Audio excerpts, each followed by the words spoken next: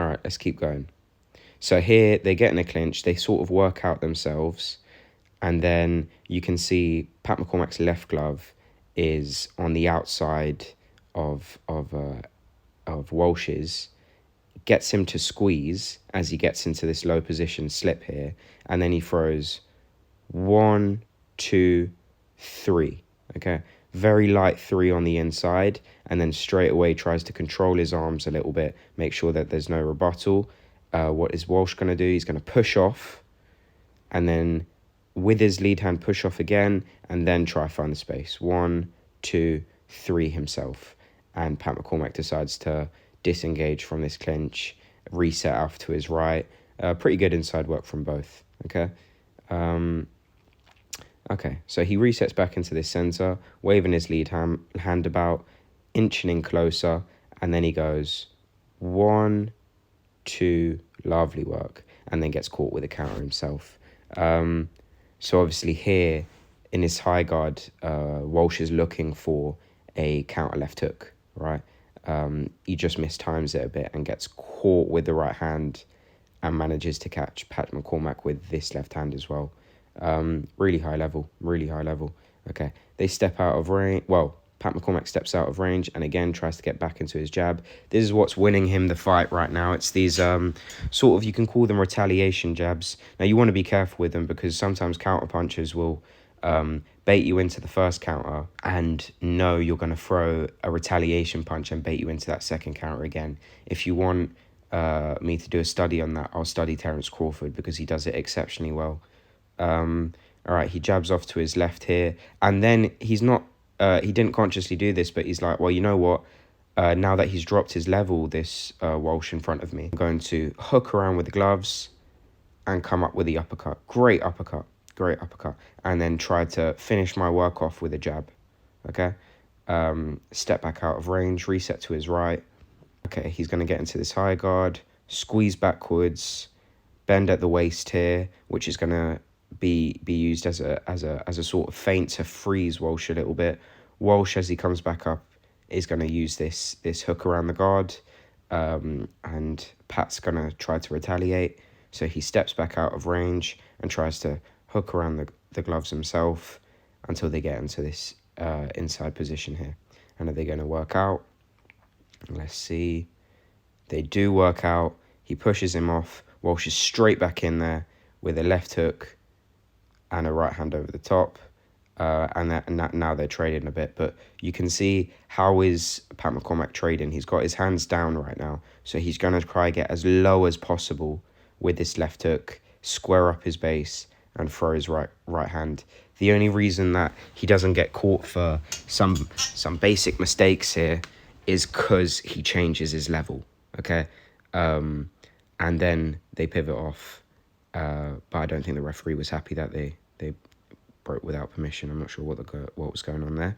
Okay, Pat McCormack's going to go back into look forwards.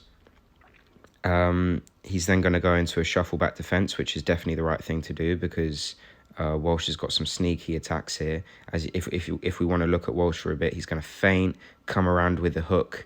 He's going to feint the right hand a little bit. He shuffles forward, jabs over the top, and then a right hand over the top, which is really great work.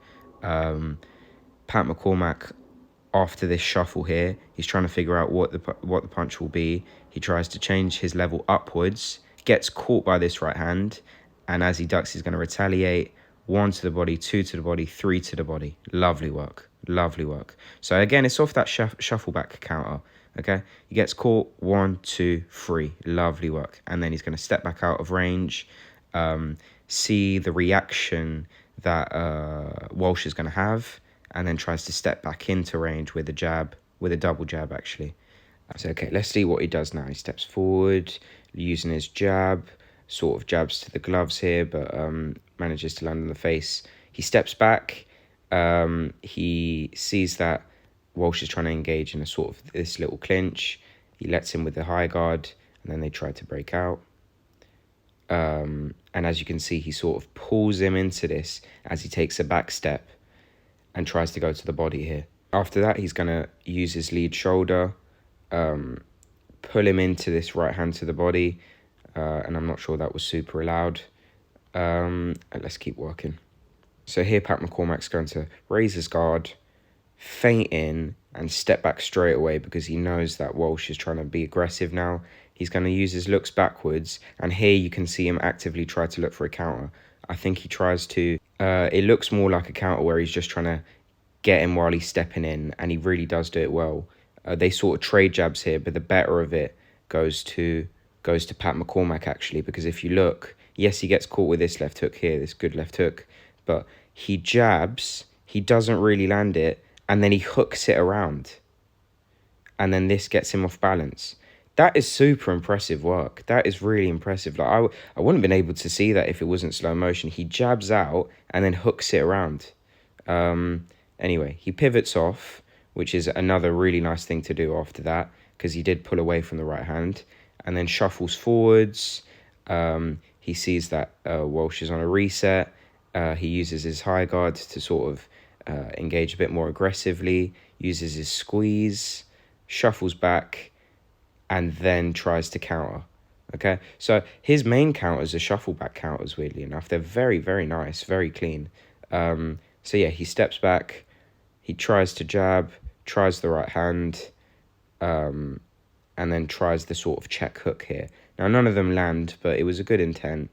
You can almost see him pull his right hand back into that defense and then throw the left hook as he changes the angle. Lots of small little angle changes here from Pat McCormack is what makes part of his work so effective, you know. All right, he shuffles forward, launches himself in with this jab, which is what you want to do when someone's feet are like this, okay? If you look at Walsh, this is what they mean by out of position. It doesn't really look great. And Pat McCormack's going to take advantage of that, launch himself in with the jab, hold it in place, okay, as a little frame, and then go around to the body here before Walsh engages in a clinch, okay? That was good work.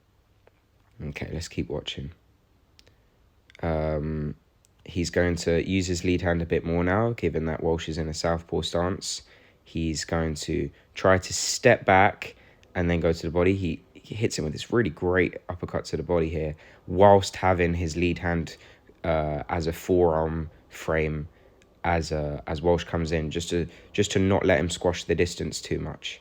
Very good work. Very, very good work. And he was obviously looking for that counter with his lead hand. You can see him here pulsing out the lead hand, trying to look for a step back counter, brings it out, boom.